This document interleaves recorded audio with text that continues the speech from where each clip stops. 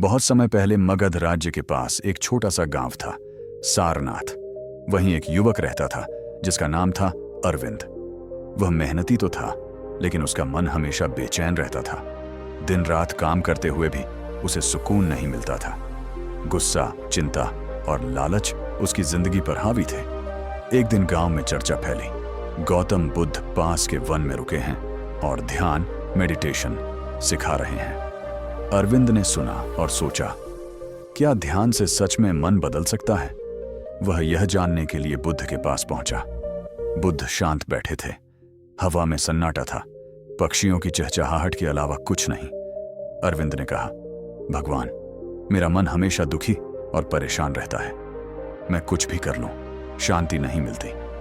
बुद्ध मुस्कुराए और बोले, जब झील का पानी गंदा हो तब उसका तल दिखाई नहीं देता, लेकिन जब वही पानी शांत हो जाता है तब गहराई भी साफ दिखती है। ध्यान वही शांति है जो तुम्हारे मन के जल को साफ करती है। अरविंद ने पूछा, तो क्या मैं भी शांत हो सकता हूं? बुद्ध ने कहा, हाँ, लेकिन पहले अपने मन को देखो, उसे समझो, भागो मत।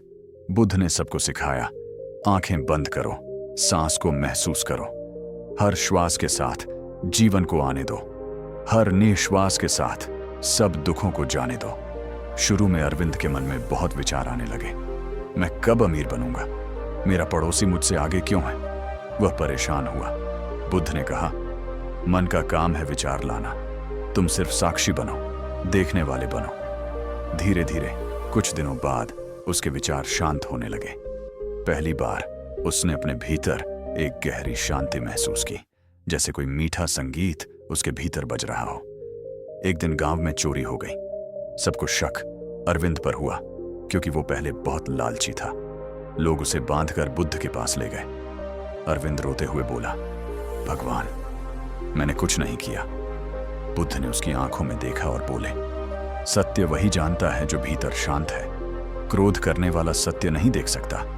फिर बुद्ध ने सबको समझाया, जो ध्यान में बैठता है उसका मन ऐसा हो जाता है जैसे स्वच्छ दर्पण। उसमें सत्य स्वयं प्रतिबिंबित होता है। सच्चाई सामने आई। असली चोर कोई और था।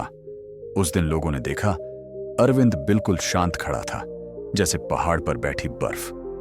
अरविंद रोज ध्यान करने लगा। धीरे धीरे उसका चेहरा तेज से चमकने लगा।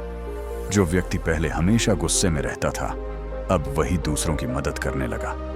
बुद्ध ने कहा, ध्यान कोई पलायन नहीं, यह जागरण है। जब तुम भीतर की अंधकार को देख लेते हो, तब बाहर की दुनिया बदल जाती है। अरविंद अब हर सुबह सूर्योदय से पहले ध्यान करता। गांव के लोग उससे प्रेरित होते। उसका घर अब शांति का स्थान बन गया था। कई वर्ष बीत गए। बुद्ध ने प्रस्थान से पहले अरविंद को कहा, याद रखो, ध्यान की शक्ति पहाड़ों को नहीं हिलाती, बल्कि तुम्हारे भीतर के तूफान को शांत करती है। जब मन शांत हो जाता है, तब तुम संसार को सही दृष्टि से देख सकते हो। अरविंद ने जीवन भर उस ध्यान की शिक्षा को अपनाया। वह गांव का मार्गदर्शक बन गया, जिसने लोगों को सिखाया, समस्याएं बाहर नहीं हैं, वे भीतर हैं, और उनका समाधान भी भीतर ही है। कहानी का सार ध्यान हमें प्रतिक्रिया नहीं, प्रज्ञा, विजडम सिखाता है।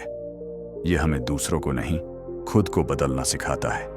जो व्यक्ति अपने भीतर शांति खोज लेता है, वही सच्चा विजेता है।